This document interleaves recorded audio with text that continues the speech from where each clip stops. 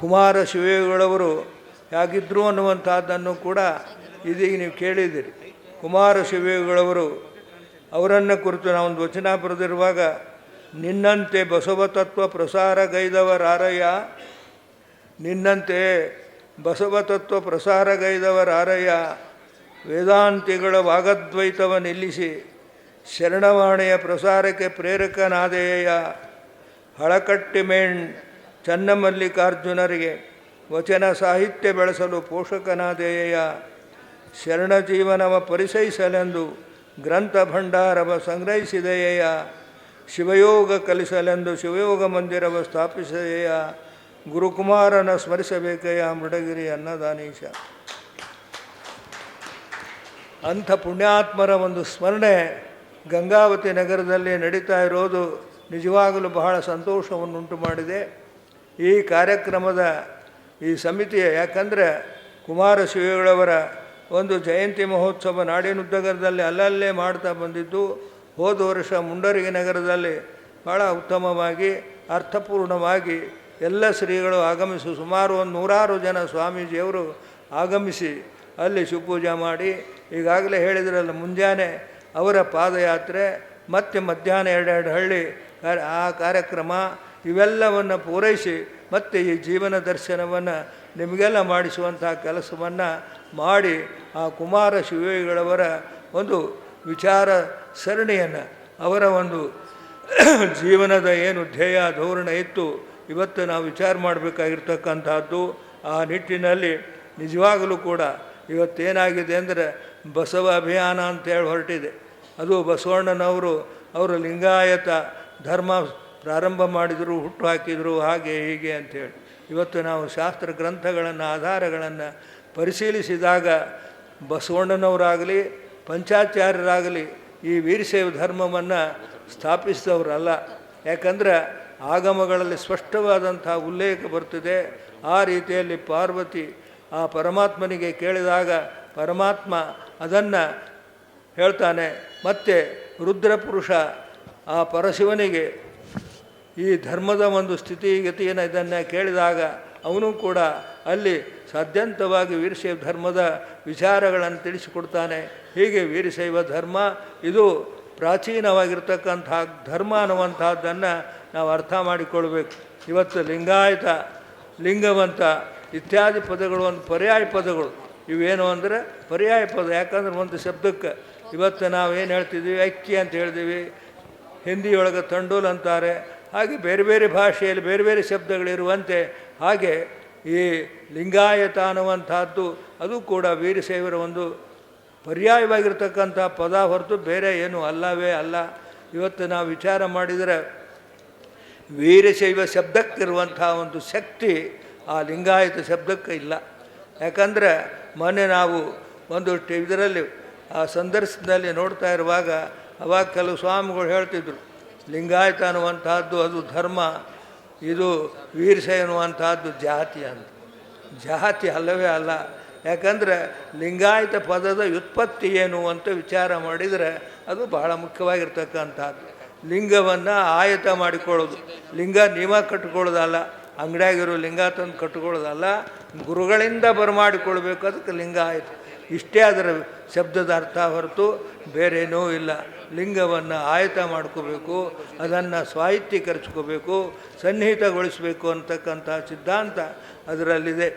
ಆದರೆ ವೀರಶೈವ ಅನ್ನುವಂಥ ಪದ ಎಷ್ಟು ವೈಶಿಷ್ಟ್ಯ ಅಂತಂದರೆ, ಯೋ ಹಸ್ತಪೀಠೆ ನಿಜಲಿಂಗಮಿಷ್ಟಂ ವಿನ್ಯಶ್ಚತಲ್ಲೀನ ಮನಃಪ್ರಚಾರ ಬಾಹ್ಯಕ್ರಿಯಾ ಸಂಕುಲ ನಿಷ್ಪೃಹಾತ್ಮ ಯಃ ಪೂಜೇತಿ ಸವೀರಶೈವ ಅಂತ. ಯಾವನು ಅಂಗೈಯೊಳಗೆ ಲಿಂಗ ಇಟ್ಕೊಂಡು ತದೇಕ ದೃಷ್ಟಿಯಿಂದ ಲಿಂಗವನ್ನು ನಿರೀಕ್ಷಣೆ ಮಾಡ್ತಾ ಆ ಲಿಂಗದ ಧ್ಯಾನದಲ್ಲೇ ತಲ್ಲೀನನಾಗ್ತಕ್ಕಂಥ ಪ್ರಕ್ರಿಯೆ ಏನಿದೆ ಅದು ವೀರಶೈವ ಅನ್ನುವಂಥ ಮಾತನ್ನು ಹೇಳಿದಂತೆ ಬಸವಣ್ಣವರು ಕೂಡ ಅದಕ್ಕೆ ತತ್ಸ್ವರೂಪವಾದಂಥ ವಚನ ಹೇಳ್ತಾರೆ. ಅಂಗೈಯೊಳಗಣ ಲಿಂಗವ ನೋಡುತ್ತಾ ನೋಡುತ್ತಾ ಕಂಗಳ ಕಡೆಗೋಡಿ ಒರೆಯುತ್ತಾ ಎಂದಿಪ್ಪೆನೋ ಎಂದಿಪ್ಪೆನೋ ಅನ್ನುವಂಥ ಮಾತನ್ನು ಬಸವಣ್ಣವ್ರ ವಚನದಲ್ಲಿ ಕಾಣ್ತಿದ್ದೀವಿ. ಹಾಗೆ ಆಗಮಗಳಲ್ಲಿರ್ತಕ್ಕಂಥ, ಯಾಕಂದರೆ ಬಸವಣ್ಣವರು ಆ ಗುರುಕುಲದಲ್ಲಿ, ಕೂಡಲ ಸಂಗಮದ ಗುರುಕುಲದಲ್ಲಿ ಅಧ್ಯಯನ ಮಾಡಿದರು. ಅಂಥ ಯಾವ ಅನೇಕ ಆಗಮಗಳ ಅಧ್ಯಯನ ಮಾಡಿದಾರವು. ಮಾಡಿದ್ದಾರೆ ಅಂಥೇಳಿನ ಆ ರೀತಿಯಾಗಿರ್ತಕ್ಕಂಥ ತತ್ವ. ಅವನು ಬ್ರಾಹ್ಮಣನಾಗಿದ್ದರೂ ಕೂಡ ವೀರಶೈವ ಧರ್ಮಕ್ಕೆ ಬರಬೇಕಂತಕ್ಕಂಥ ವಿಚಾರ ಬಂದಂಥದ್ದು ಕೂಡ ಒಂದು ಇದು. ಯಾಕಂದರೆ ಅದರಲ್ಲಿ ಬರ್ತದೆ, ಬ್ರಾಹ್ಮಣ ಕ್ಷತ್ರಿಯ ವೈಶ್ಯ ಯೇ ಶೂದ್ರ ಅನ್ಯಜಾತಯ ಲಿಂಗಧಾರಣ ಮಾತ್ರೇಣ ಇದು ಶಿವಯೇವನ ಸಂಶಯ ಅನ್ನುವಂಥ ಮಾತನ್ನು ಬರ್ತದೆ. ಅಲ್ಲಿ ಯಾರು ಯಾವುದೇ ಜಾತಿಯವನಿರಲಿ ಅವನು ಲಿಂಗಧಾರಣ ಮಾಡಿಕೊಳ್ಳೋಣದ್ರಿಂದ ಅವನು ಶಿವಸ್ವರೂಪಿಯಾಗ್ತಾನೆ ಅಂತಕ್ಕಂಥ ಮಾತಿನಂತೆ ಬಸವಣ್ಣವರು ಅದನ್ನು ಅನುಸರಿಸಿ ಎಲ್ಲರಿಗೂ ಕೂಡ, ಯಾಕಂದರೆ ಗಾಂಧೀಜಿಯವರು ಆ ಹಿಂದುಳಿದವರನ್ನು ಹೊರಗಿನವರನ್ನು ಹರಿಜನ ಅನ್ನುವಂಥ ಶಬ್ದ ಕೊಟ್ಟರು ಹೊರತು ಅವರನ್ನು ಒಂದು ಇದನ್ನು ಮಾಡುವಂಥ ಸ್ಥಿತಿ ಅವ್ರು ತರಲಿಕ್ಕಾಗಲಿಲ್ಲ. ಆದರೆ ಇಲ್ಲಿ ಲಿಂಗಧಾರಣ ಮಾಡೋದಂದರೆ ಶಿವಸ್ವರೂಪಿಯಾಗ್ತಕ್ಕಂಥ ಶಕ್ತಿ ಅದರಲ್ಲಿದೆ. ಲಿಂಗಧಾರಣದಿಂದ, ಲಿಂಗದ ಧ್ಯಾನದಿಂದ, ಲಿಂಗ ಕ್ರಿಯೆಯನ್ನು ನಾವು ಕೈಗೊಳ್ಳೋದ್ರಿಂದ ಅಂಥ ಒಂದು ಶಕ್ತಿ ಬರ್ತಿದೆ ಅಂತಕ್ಕಂಥ ವಿಚಾರ ಇವನ್ನೆಲ್ಲ ಬದಿಗಿರಿಸಿ ಬಸವಣ್ಣನವರು ಆ ರೀತಿಯಾದಂಥ ವಿಚಾರ ಹೇಳಿದಾರಂಥ ಬಸವಣ್ಣನವರ ವಿಚಾರ ಇವತ್ತು ನಾವು ನೋಡಿದರೆ ಎಲ್ಲರೂ ಸಮಾನತೆ, ಅವರನ್ನು ಇವನಾರವನೆಂದೆನಿಸದಿರು ಅನ್ನುವಂಥ ಮಾತನ್ನು ಎಲ್ಲಿ ಹೇಳಿದರು, ಯಾಕೆ ಹೇಳಿದರು ಅಂತಂದರೆ, ಶಿವಭಕ್ತನಾದ ಮೇಲೆ ಏನು ಮಾಡಬೇಕು ಅಂದರೆ ಅವನು ಲಿಂಗಾಚಾರವನ್ನು ಪರಿಪಾಲಿಸಬೇಕು, ಲಿಂಗವನ್ನು ಸದಾ ಕಾಲದಲ್ಲಿ ಧಾರಣ ಮಾಡಿಕೊಂಡು ಬರಬೇಕು. ಆಮೇಲೆ ಎರಡನೇದು ಸದಾಚಾರ, ಲಿಂಗ ಧರಿಸಿಕೊಂಡವರೆಲ್ಲರೂ ಕೂಡ ಒಳ್ಳೆಯ ಸದಾಚಾರ, ಸಚ್ಚಾರಿತ್ರ, ಸನ್ನಡತೆಯನ್ನು ಪಾಲಿಸಬೇಕು ಅನ್ನತಕ್ಕಂಥ ಮಾತನ್ನು. ಅದೇ ರೀತಿ ಒಳಗೆ ಮೂರನೇದು ಶಿವಾಚಾರ ಅದರರ್ಥ ಶಿವಭಕ್ತರಾದವರು ಎಲ್ಲರೂ ಒಂದೇ ಅಂತಕ್ಕಂಥ ಭಾವವನ್ನು ಇಟ್ಕೊಂಡು ಹೋಗ್ತಕ್ಕಂಥ ಕ್ರಿಯೆ ಅದು ಶಿವಾಚಾರ. ಗಣಾಚಾರ ಅಂದ್ರೆ ಧರ್ಮಕ್ಕೆ ಕುಂದು ಬಂದಾಗ, ಧರ್ಮಕ್ಕೆ ಏನಾದರೂ ಕೂಡ ಎಡರು ತೊಡರುಗಳು ಬಂದಾಗ ಧೈರ್ಯವಾಗಿ ಅದನ್ನು ಸರಿಯಾಗಿ ತಿಳಿ ಹೇಳ್ತಕ್ಕಂಥದ್ದೇನಿದೆ ಅದು ಗಣಾಚಾರ. ಇಷ್ಟೆಲ್ಲ ಆದರೂ ಕೂಡ ಅಲ್ಲಿ ಇನ್ನೊಂದು ಏನಾದರೂ ಕೊನೆಯದು ಭೃತ್ಯಾಚಾರ, ವ್ಯಕ್ತಿ ಗೌರವ. ಯಾಕಂದರೆ ಶರಣರಲ್ಲಿರ್ತಕ್ಕಂಥದ್ದು ಭಕ್ತ. ಬಸವಣ್ಣವ್ರು ಹೇಳ್ತಾರೆ, ಕಂಡ ಭಕ್ತರಿಗೆ ಕೈ ಮುಗಿಯುವಾತನೇ ಭಕ್ತ ಅಂತ. ಆ ರೀತಿಯಲ್ಲಿ ಆ ಆಗಮಗಳಲ್ಲಿನೂ ಕೂಡ ಶ್ಲೋಕ ಬರ್ತಿದೆ. ಹೀಗೆ ಯಾರು ಶಿವಭಕ್ತರು ವಿಭೂತಿ ರುದ್ರಾಕ್ಷ ಲಿಂಗಧಾರಿಗಳು ಬರ್ತಾರೆ, ಅವರನ್ನು ಕಂಡಾಗ ನಮಸ್ಕಾರ ಮಾಡಬೇಕು, ಅವರಿಗೆ ಗೌರವಿಸಬೇಕಂತಕ್ಕಂಥ ಮಾತನ್ನು ಅಲ್ಲಿ ಹೇಳ್ತಾರೆ. ಹೀಗೆ ಹಲವಾರು ರೀತಿಯಿಂದ ವೀರಶೈವ ಸಿದ್ಧಾಂತವನ್ನು ಬಸವಣ್ಣನವರು ಅನುಸರಿಸಿ ಆಚರಿಸಿ ಅವರ ಜೀವನದಲ್ಲಿ ನಾವು ಕಾಣ್ತಿದ್ದೀವಿ. ಹಾಗೆ ಬಸವಣ್ಣನವರ ವಿಚಾರ ಇನ್ನೊಂದು ನೋಡಿ, ನುಡಿದರೆ ಮುತ್ತಿನ ಹಾರದಂತಿರಬೇಕು ಅಂತ. ನುಡಿ ನಿಮ್ಮದು ಎಂಥದ್ದಿರಬೇಕು ಅಂದರೆ ಮುತ್ತಿನ ಹಾರದಂಗೆ ಇರಬೇಕು.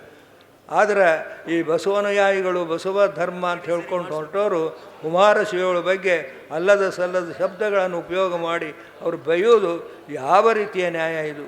ಬಸವಣ್ಣನವರ ತತ್ವ ಎಲ್ಲಿ, ಬಸವಣ್ಣನವರ ವಿಚಾರಗಳಲ್ಲಿ ನುಡಿದರೆ ಮುತ್ತಿನ ಹಾರ ಇರಬೇಕು, ಸ್ಫಟಿಕದ ಸಲಾಕೆ ಅಂತಿರಬೇಕು, ನುಡಿದರೆ ಲಿಂಗ ಮೆಚ್ಚಿ ಹೌದೌದೆನ್ನಬೇಕು ಅಂತ ಹೇಳ್ತಾರೆ. ಆದರೆ ಈ ರೀತಿಯಾಗಿ ಇವತ್ತು ಏನೇ ವಿಚಾರ ಮಾಡ್ತಕ್ಕಂಥ ಜನರು ಇವತ್ತು ಅರ್ಥ ಮಾಡಿಕೊಡ್ಬೇಕು. ಸಮಾಜದವರು ಕೂಡ ಏನು ಮಾಡಬೇಕಾಗಿದೆ ಅಂತಂದರೆ ಈ ರೀತಿಯಾಗಿ ವಿಶಾಲ ತತ್ವವುಳ್ಳಂಥ ಮತ್ತು ಕುಮಾರಶಿವಗಳವರು ಶಿವ ಮಂದಿರ ಸ್ಥಾಪನೆ ಮಾಡಿದರು. ಅಖಿಲ ಭಾರತ ವೀರಶೈವ ಮಹಾಸಭೆಯನ್ನು ಸ್ಥಾಪನೆ ಮಾಡಿದರೆ ಶಿವ ಮಂದಿರಕ್ಕೆ ಶ್ರೀಮದ್ವೀರಶೈವ ಅಂತನ್ನುವಂಥ ಶಬ್ದವನ್ನು ಪ್ರಯೋಗ ಮಾಡಿದರು ಅವರು. ಶ್ರೀಮದ್ವೀರಶೈವ ಅಂತ. ವೀರಶೈವ ಅದು ಕೇವಲ ವೀರಶೈವ ಅಲ್ಲ, ಶ್ರೀಮಂತಿಕೆಯಿಂದ ಕೂಡಿದಂಥದ್ದು. ಶ್ರೀಮತ್ ಅಂದರೆ ಶ್ರೀಮಂತಿಕೆಯಿಂದ ಕೂಡಿದಂಥ ಧರ್ಮ ಇದು ಅಂತ. ಎಂಥ ಶ್ರೀಮಂತಿಕೆ ಅಂದರೆ ತತ್ವ ಶ್ರೀಮಂತಿಕೆ, ಆಧ್ಯಾತ್ಮದ ಶ್ರೀಮಂತಿಕೆಯಿಂದ ಕೂಡಿರ್ತಕ್ಕಂಥ ವೀರಶೈವ ಧರ್ಮ. ಇಂಥ ತತ್ವವನ್ನು ಅರಿತುಕೊಂಡು ಇವತ್ತು ಕುಮಾರಶಿವಗಳವರು ಆ ರೀತಿಯಾಗಿರ್ತಕ್ಕಂಥ ಪ್ರಯೋಗವನ್ನು ಮಾಡಿದ್ದಾರೆ. ನಿಜವಾಗಲೂ ಕೂಡ ಇದನ್ನು ನಾವು ಅರಿತುಕೊಳ್ಳದ ಇವತ್ತು ಬಸವಣ್ಣವರು ಎಲ್ಲರಿಗೂ ಕೂಡ ಬೇಕು. ಬಸವಣ್ಣವ್ರ ಬಗ್ಗೆ ಯಾರಿಗೂ ಕೂಡ ಗೌರವ ಇಲ್ಲ. ಆದರೆ ಅವನನ್ನು ಬೇರ್ಪಡಿಸಿ ಆ ರೀತಿಯಲ್ಲಿ ನಾವು ಧರ್ಮವನ್ನು ಬೇರೆ ಮಾಡ್ತಕ್ಕಂಥದ್ದು ಸರಿಯಲ್ಲ.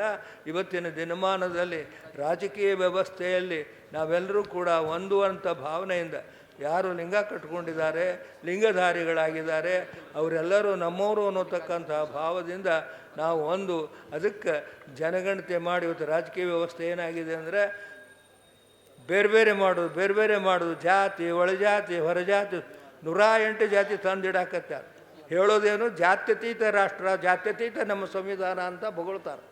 ಇವತ್ತೇನಾಗಿದೆ ಅಂದರೆ ಈ ರಾಜಕಾರಣಿಗಳು ಜಾತ್ಯತೀತ ಅಂತ ರಾಷ್ಟ್ರ ಹೇಳೋದು, ಮಾಡೋದು ಜಾತಿ, ಒಳಜಾತಿ, ಆ ಜಾತಿ ಅಂತ ಜಾತಿಯನ್ನು ತಂದಿಡಕತ್ತಾರೆ. ಶಿಕ್ಷಣ ಸಂಸ್ಥೆ ನಾವೇ ಕಟ್ಟಿದ್ದರೂ ಕೂಡ ನಮ್ಮವರಿಗೆ ನಾವು ಒಳ್ಳೆಯ ಒಂದು ಸ್ಥಾನ ಕೊಡೋದಕ್ಕಾಗ್ತಾ ಇಲ್ಲ. ಇವತ್ತು ನಮ್ಮ ದೊಡ್ಡ ದೊಡ್ಡ ಅಧಿಕಾರಿಗಳು ನಿವೃತ್ತಿ ಆದಮೇಲೆ ದೊಡ್ಡ ದೊಡ್ಡ ಸ್ಥಾನದೊಳಗೆ ಇವತ್ತು ನಮ್ಮವ್ರು ಯಾರೂ ಉಳಿದಿಲ್ಲ. ಇವತ್ತು ನಿಜವಾಗಲೂ ಕೂಡ ವಿಚಾರ ಮಾಡುವಂಥ ಮಾತಿದೆ. ಆ ದೃಷ್ಟಿಯಿಂದ ಕುಮಾರಶಿವಗಳ ಜೀವನದ ದರ್ಶನ ನಾವು ಮಾಡಿಕೊಳ್ಳಬೇಕಾದ್ರೆ ಇಂಥ ಹಲವಾರು ರೀತಿಯಿಂದ ನಾವು ಚಿಂತನೆ ಮಾಡಬೇಕಾಗಿದೆ. ಅವರ ಧ್ಯೇಯ ಧೋರಣೆ ಸಮಾಜದ ಕಳಕಳಿ ಎಷ್ಟಿತ್ತು ಅಂದರೆ ಕೊನೆಯವರೆಗೂ ಕೂಡ ಸಮಾಜ ಸಮಾಜ ಸಮಾಜ ಅಂತ ಅವರ ಆರೋಗ್ಯವನ್ನು ಕೇಳಲಿಕ್ಕೆ ಚಿತ್ರದುರ್ಗ ಜಗದ್ಗುರುಗಳು ಬಂದರೆ ಏನಪ್ಪ ಸಮಾಜ, ನನ್ನ ಶರೀರ ಇದು ಹೋಗ್ತದೆ, ಇದ್ರ ಬಗ್ಗೆ ಚಿಂತೆ ಮಾಡಬೇಡ್ರಿ, ಸಮಾಜದ ಸ್ಥಿತಿಗತಿ ಏನಾಗಿದೆ, ಸಮಾಜದ ಚಿಂತನೆಯನ್ನು ಮಾಡಿರಿ ಅಂತ ಹೇಳಿ ಅವರಿಗೆ ಹೇಳ್ತಾರೆ. ಅದನ್ನು ಕಂಡು ಆಯಾವ ಚಿತ್ರದುರ್ಗ ಜಗದ್ಗುರುಗಳು ಕೂಡ, ಜಯದೇವ ಜಗದ್ಗುರುಗಳು ಕೂಡ ಆಶ್ಚರ್ಯಪಡ್ತಾರೆ. ಇಂಥ ಪುಣ್ಯಾತ್ಮರ ಜಯಂತಿಯನ್ನು ಗಂಗಾವತಿ ನಗರದಲ್ಲಿ ಮಹಾಜನಗಳು ನೀವೆಲ್ಲ ಮಾಡ್ತಾ ಇರೋದು ನಮಗಂತೂ ಭಾಳ ಸಂತೋಷವಾಗಿದೆ.